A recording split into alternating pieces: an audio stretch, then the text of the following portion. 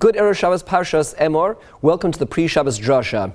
This is the third of a five-part series in which we're focusing on reconnecting to our shuls. We're focusing on specific items in our shuls. We looked at the Aron before 2 weeks ago, the Ner Tamid a week ago, and this week we're going to be focusing on the Bima, which is why it's a different location right here.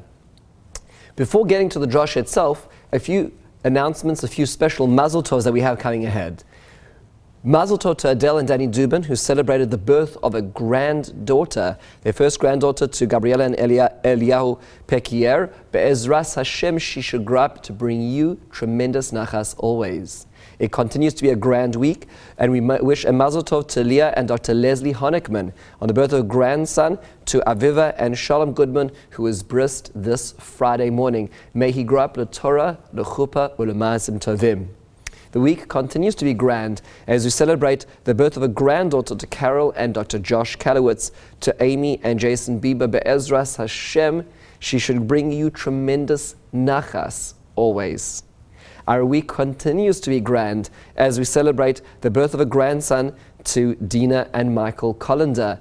Mazel tov to Evan and Cynthia, and Be'ezras Hashem, he should enter Bevrisoy Shel Avraham Avinu Bi'itoy Uvizmano this coming week. Mazel tov to David and Debbie Seltzer on the birth of a grandson, the first to Michael and Ilana.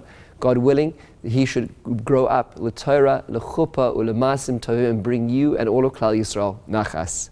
And finally, a continued grand simcha to Malki and Jay Spector on the birth of a granddaughter, to Jordana and Jason Jacobs in New Jersey. God willing, she should bring you so much nachas always. What a grand week. What a wonderful way to start and conclude a week with so many special simchas. Just a reminder that as Lag BaOmer comes towards us, there are a lot of special things going on. One is that we are uniting as part of a special music track effort around the 5 towns. Yes, good ideas start in the young Israel of Lawrence-Cedarhurst. And there's going to be beautiful music going around the 5 towns. If you'd like to get a lawn sign for this, please sign. There's an email which went out. Just please send an email, and we'll make sure that you get a lawn sign outside your house to be part of that effort. It is free. Also, there's going to be a concert organized by the government of Israel in conjunction with Migdal Oz, supporting desperately poor families through this COVID crisis in Israel. One can sign up for a basic ticket or even sponsor more and hear an incredible concert. That's going to be this Tuesday at 5 p.m. and one is supporting directly Aniyei Eretz Yisrael, those who are in desperate need through this crisis. I'd like to take us back almost 200 years to Eastern Europe, a place in Hungary called Eisenstadt. Eisenstadt was a very old Jewish community. It was in fact established. We have charters from the town going back as far as 1373. And we know that the Jews that were living there, in fact, one of the first ghettos in Jewish history was to be found in Eisenstadt. There were lots of very famous Rabbanim who emerged from that town, who served there. The great Rabbi Akiva Eger was born in Eisenstadt in the 1760s. Rabbi Meir Yitzchak Eisenstadt, the author of the Panimi Irois, was obviously an inhabitant of Eisenstadt. Rav Moshe Perlis was a Rav there in the early 1800s, and Rav Azriel Hildesheimer served there as a Rav for a number of years as well. The community had its own chevra. The community had many of its own communal structures. And in fact, unfortunately, it met a sad end where in 1938, where there were only roughly 450 Jews left in Eisenstadt, unfortunately, almost all of them perished in the Nazi invasion, and there were no more than 5 survivors of Eisenstadt in total. However, the tradition lives on with us, and I'd like to take us back to an episode which occurs almost 200 years ago. At the time, Rav Moshe Perlis was the Rav of the town, and he was contending with the following question. You see, at the time, the Reform movement had been making a number of institutions in synagogues. And their suggestion was, they were saying, look, the youth don't connect with our community anymore. The youth, the next generation, are not going to be interested in the old rituals of the past. Let's do something, let's make slight adjustments in order to engage everybody in the shul. Sounds like a great idea, doesn't it? So they started said, you know what, maybe we should make it that services should be a little more lively. We'll bring an organ into the shul. You know what, we're going to, instead of it being in the archaic, ancient Hebrew and Aramaic, why don't we use instead the lingua franca? Let's talk the language of the town itself. And they had made another suggestion. Instead of having the bima way at the back or the middle, let's move it all the way to the front. Let's make sure that everybody feels part of the process. Rav Moshe sent a letter to the great sage of the time, the Chassam Sofer. The Chassam Sofer, Rav Moshe Sofer, you can imagine there's some likenesses, there's some pictures of Rav Moshe Sofer, the great Chassam Sofer, who wrote many halachic responsa. And one of them was a response to Rav Perlis of Einstadt. And in it, Rav Perlis asks the Chassam Sofer, maybe we certainly can't do the organs, but perhaps we can shift the place where davening occurs, the bima, maybe we can move it to the front of the shul.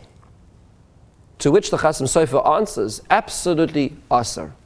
He quotes the Gemara in Sukkah and the Rambam and the Ramah, who all say that the bima needs to be in the middle of shul. And famously, this is one of the places where the Chassam Sofer says the line, Chadash Asur Min HaTorah, playing on a halachic line from another area in halacha, that new things are asur. We don't play with new things. The Chassam Sofer had the wisdom to understand that although perhaps some people had altruistic intent when it came to shifting the position of the shul, there were other things afoot, and unfortunately we saw where the reform movement went there afterwards, justifying exactly what the Chassam Sofer was saying.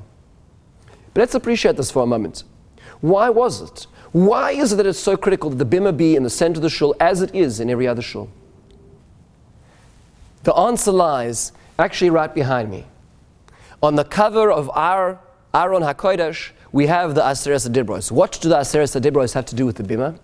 Well, the Zohar HaKodesh says very clearly, explained later on by the Arizal, you need to only read one Sefer Torah. And everybody sits and listens. Begin when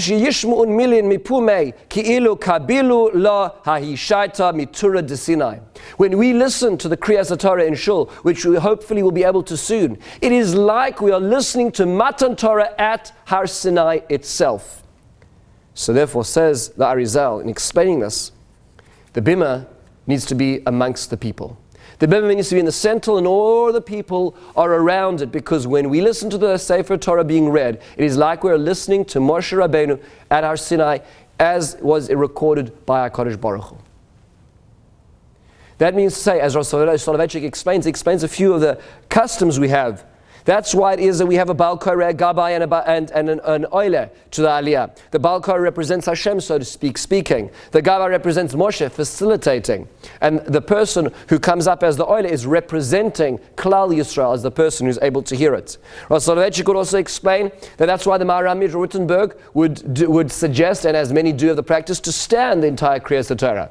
Why? Because this is not learning Torah where we can sit. This is Kabbalah Torah. This is receiving the Torah. Where is it happening? On the bima. This is why the bima in so many shuls is elevated higher than the rest of the shul, because the people who were at the bottom of Har Sinai, they were not just spatially lower than the shul, spatially lower than the Kriyas Torah, they were also, in a certain sense, metaphorically lower as they received the Torah from Mipi Elyon. And that's why the bima remains in the center of the shul. And I think that as we think about it, and as we dream of coming back to our shuls and thinking about the bima specifically, there's a number of lessons we can learn. Number one is that Kabbalah Torah was given be'ema v'yira. There was a certain sense of fear. There was a certain sense of awe. There was a certain sense of decorum. And I have to say, for the last 2 months, it's been extremely good in shul. The talking has subsided dramatically. Unfortunately, so has the Kriyas Torah. But when we come back, we have the opportunity of recognizing that the bima is not simply an opportunity to get an aliyah. The bima is the opportunity to hear the Kriyas HaTorah as if it was given Mipi Elyon. Secondly, the idea of the bima being in the center of shul is the notion that every person around it has an equidistant relationship to it. Everybody has the opportunity of coming close to the Torah. It's not at the front, it's not just with the leaders, it's every single person has their place in the Matan Torah experience. And finally, it was a kol gadol v'lo yosaf. It was a voice at Matan Torah which didn't stop. It carried on. And every day, imbued into our very existence, into the very fabric of our lives, into every breath that we breathe, is the experience of Matan Torah. And that's what the Bima is reminding us. The Bima is reminding us this is not just a platform, this is not just a stage, this is not just acting something out. This is our life, this is going back to that core experience which continues, and that voice continues in our lives. May we have the zchus of coming back and hearing the Torah from our Bima soon. Have a wonderful and meaningful Shabbos.